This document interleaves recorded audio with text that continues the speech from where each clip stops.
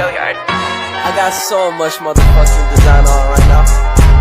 Break it down, bring it back, make it clap. I got 3 old thoughts, new block, where that thing. Bitches on my line, and you know.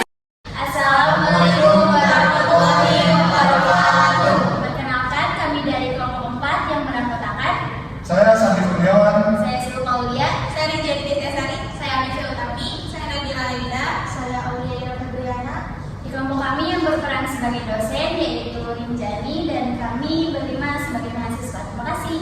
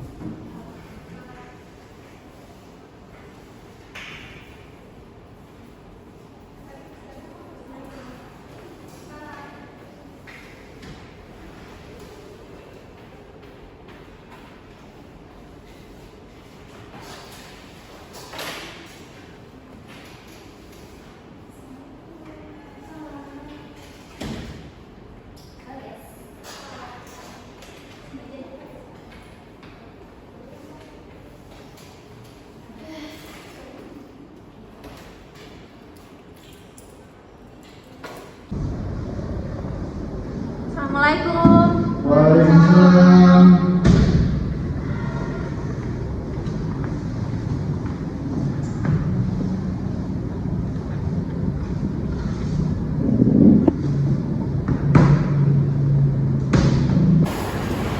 Oke, baik, sebelum memulai pelajaran, tolong ketua kelas diwakili untuk berdoa. Baik, kita perhatiannya teman-teman. Sebelum memulai perkuliahan pada kesempatan hari ini, alangkah baiknya kita berdoa agar perkuliahan hari ini berjalan dengan lancar. Berdoa sesuai keyakinan masing-masing. Dimulai.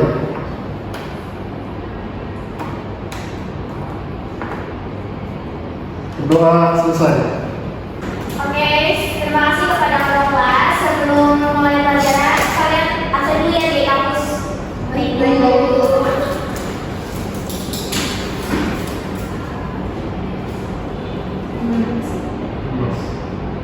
Oke, sudah? Kita pulang dulu.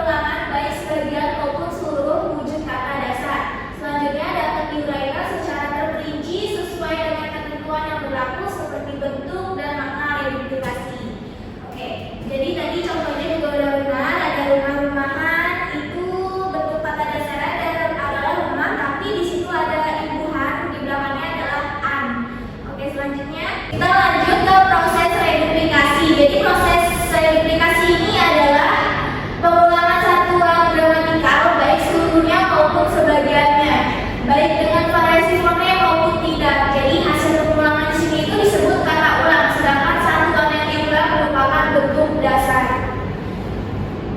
Nah, di sini ada menurut Abdul Khair, pembagian proses pengulangan reduplikasi itu ada 4 ya. Di sini yang pertama ada reduplikasi fonologi. Boleh kita tolong dibacakan? Reduplikasi fonologi berlangsung terhadap dasar yang bukan akar atau terhadap bentuk yang statusnya lebih dari akar. Status bentuk yang diulang tidak jelas dari reduplikasi fonologis ini tidak menghasilkan makna gramatikal, melainkan makna leksikal. Nah, makna leksikal itu kan ini ya, bentuk kata gitu. Jadi dia itu nggak ada gramatikal ya atau apa imbuhannya gitu. Jadi seperti yang pertama ini ada kuku, dada, pipi, cincin. Itu kan kayak pengulangan ya, nggak ada gramatikalnya. Jadi bentuk-bentuk tersebut adalah sebuah kata yang bunyi kedua suku katanya itu sama ya. Kuku, dada, pipi itu sama, tinggal diulang aja.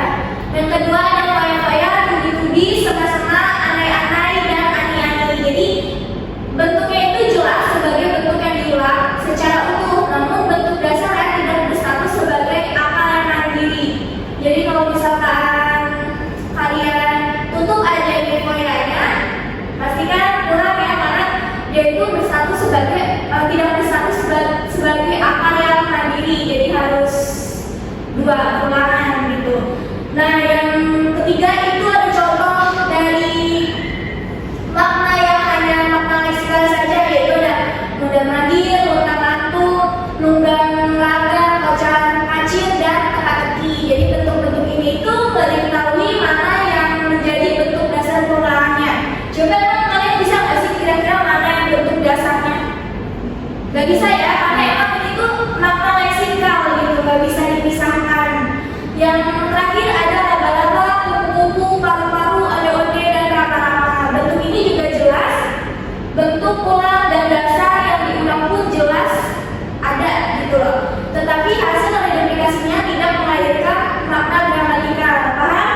Jadi di sini itu laba-laba, paru, itu emang bisa ya. Maksudnya walaupun kita pakai satu leksikal aja itu bisa. Namun dia itu pasti gak melahirkan makna gramatikal gitu. Hasil reduplikasinya hanya menghasilkan makna leksikal saja. Oke, yang selanjutnya kita masuk ke reduplikasi. Ini sintaksis ya, saya salah ketik. Jadi reduplikasi sintaksis boleh dibacakan. Baik, reduplikasi sintaksis itu proses pengulangan terhadap sebuah dasar yang biasanya berupa akar, tetapi menghasilkan satuan bahasa yang seharusnya lebih tinggi daripada sebuah kata. Contohnya, jauh-jauh ordinary yang akan kita dalami, dan satu lagi panas-panas, memang rasanya hati. Nah ya, benar sekali. Jadi bentuk jauh-jauh itu merupakan satuan bahasa yang seharusnya itu jauh lebih tinggi gitu. Begitupun juga dengan panas-panas. Oke, selanjutnya masuk ke reduplikasi sintaksis. Boleh bergantian dibacakan? Ya, reduplikasi sintaksis itu pengulangan makna yang sama dari dua buah kata yang bersinonim. Misalnya ilmu pengetahuan, alim ulama, dan cendekia. Nah, di sini teman-teman bisa melihat ya, sintaksis itu tuh kayak cuma sinonim gitu.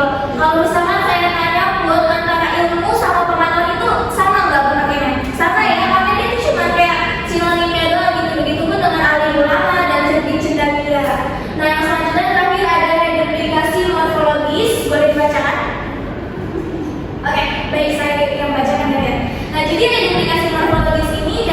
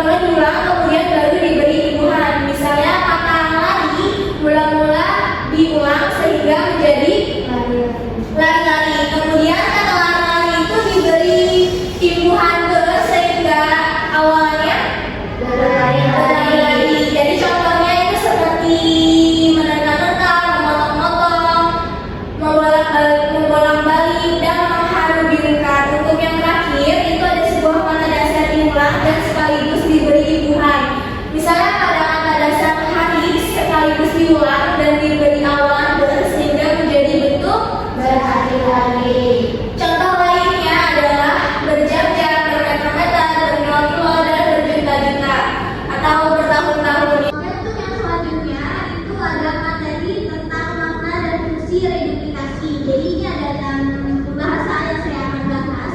Yang pertama ada pengulangan untuk mendapatkan makna banyak.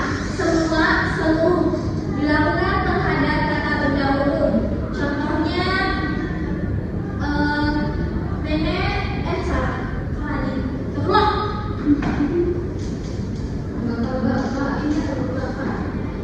Oke, selanjutnya saya akan membahas tentang makna dan fungsi reduplikasi, di mana ada 6 pembahasan yang saya akan bahas. Yang pertama itu ada pengulangan untuk mendapatkan makna banyak, semua, menyeluruh. Itu dilakukan terhadap kata benda umum. Contohnya seperti bapak-bapak sedang bergotong royong di RW. Nah, bapak-bapak itu merupakan sebuah penyeluruhan dari seseorang ya, dari seorang bapak gitu. Nah, yang kedua itu ada pengulangan untuk mendapatkan makna banyak dan bermacam-macam. Jadi dilakukan itu terhadap yang pertama itu ada kata benda yang banyak jenisnya dalam bentuk kata ulang perakhiran an. Contohnya ada di nenek sedang menanam buah-buahan di belakang rumah. Nah, buah-buahan itu kan perakhiran an ya. Kenapa dia bisa dikatakan sebagai jenis yang banyak? Karena buah-buahan itu nggak mencakup satu buah saja, jadi bisa beberapa buah. Nah, untuk yang kedua B itu ada kata benda tertentu dalam bentuk kata ulang berbunyi. Jadi ada perbedaan bunyinya ya, seperti saya hari ini sarapan dengan lauk pauk yang lengkap, di mana lauk pauk itu merupakan banyak ya, bermacam-macam, tetapi dia itu punya bunyi yang berbeda. Untuk yang selanjutnya ada kata 2C, yaitu kata kerja tertentu dalam bentuk kata ulang berakhiran. Contohnya ada di Vina membeli goreng-gorengan di perempatan. Nah, itu merupakan kata ulang yang berakhiran an. Nah, untuk yang selanjutnya ada pengulangan untuk memperoleh makna banyak dengan ukuran yang disebut dengan kata dasarnya. Dilakukan terhadap yang pertama itu ada kata benda menyatakan satuan ukuran, bisa panjang, berat, isi juga waktu. Dalam kata benda yang menjadi wadah sesuatu itu dalam bentuk kata ulang berawalan ber. Jadi harus diawali dengan awalan ber. Contohnya, Roni membawa tali bermeter-meter untuk mengukur lapangan. Kenapa dia termasuk dalam kata benda yang menyatakan satu ukuran? Oke, karena terdapat kata bermeter-meter ya, jadi dia itu dapat diukur satuannya.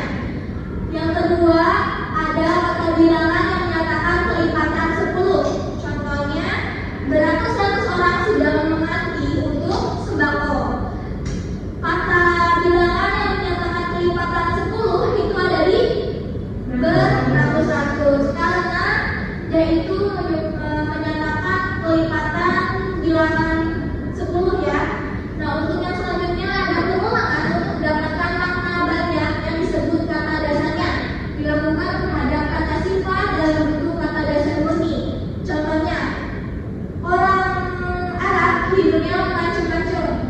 Itu termasuk dalam pengulangan untuk mendapatkan makna banyak yang disebut kata dasarnya, karena mancung-mancung pun kalau nggak ada pengulangan ya kita mancung gitu. Tapi diulangi itu karena dia itu untuk mendapatkan makna banyak gitu. Contoh lainnya bisa disebutkan Oke, baik, berarti sudah paham ya. Nah, yang kelima ada pengulangan untuk mendapatkan makna ada atau sedikit bersifat. Itu dilakukan terhadap yang pertama, itu ada kata benda yang menyatakan warna dalam bentuk kata ulang beribuan gabungan ke an. Contohnya, senja itu berwarna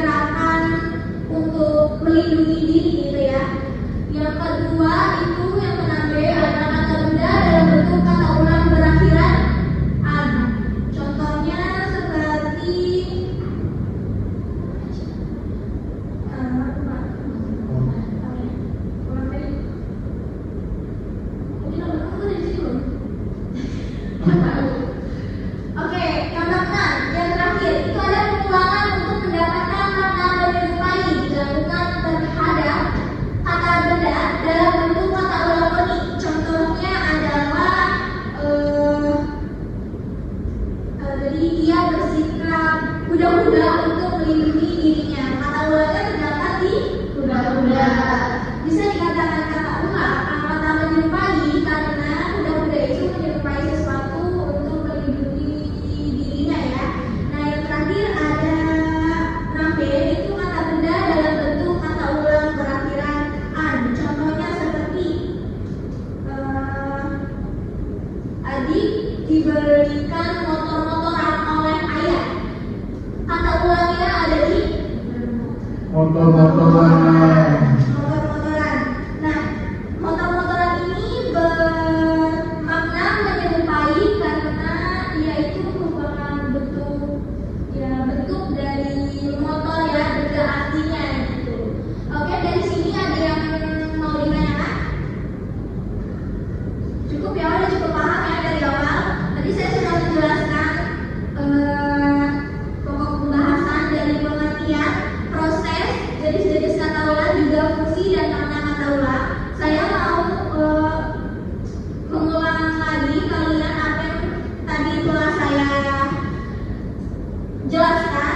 Kira-kira reduplifikasi itu apa? Ada yang bisa jawab?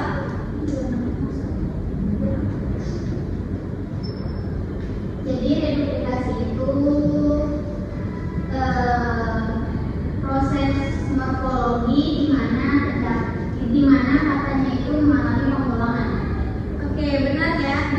Yang kedua tadi saya juga sudah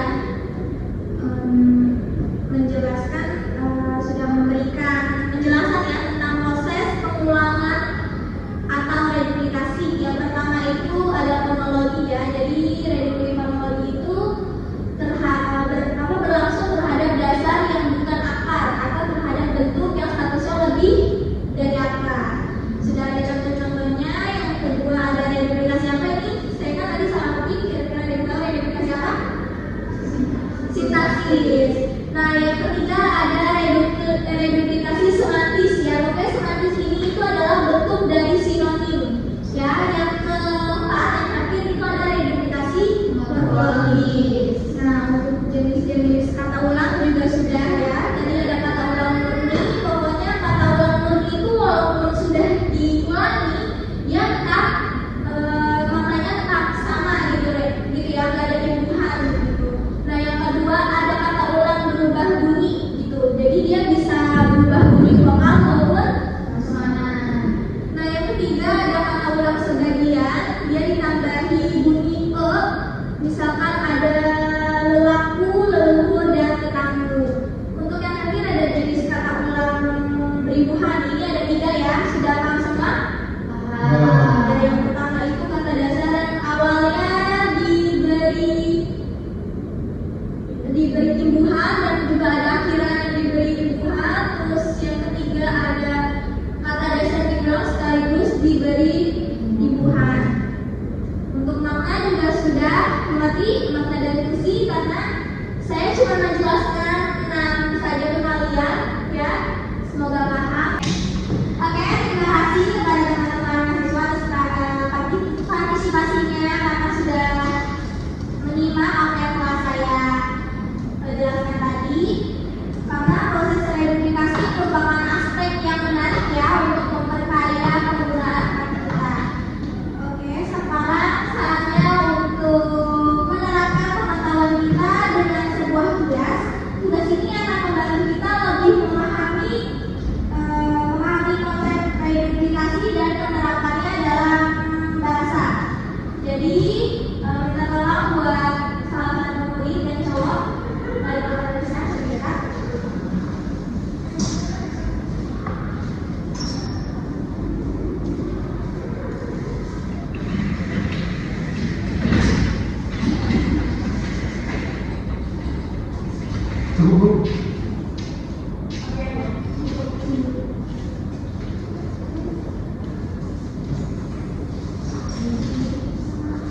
Oke, untuk tugasnya kalian itu mencari 5 contoh reduplikasi.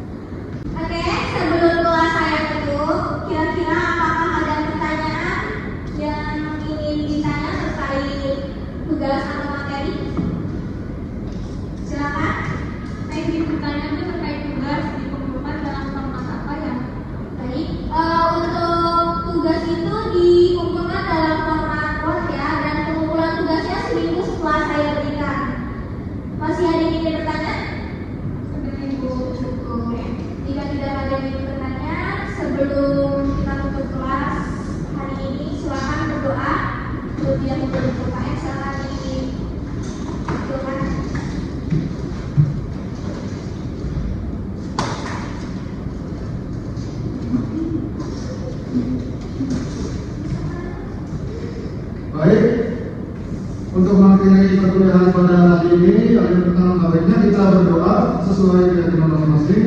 Berdoa di dalam hati dimulai.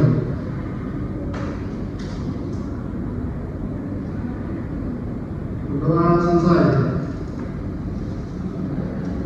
Oke, baik. Terima kasih atas perhatiannya. Semoga apa yang telah saya sampaikan bermanfaat untuk kalian. Jangan lupa tugas untuk dikerjakan ya minggu depan dikumpulkan. Siap, Bu.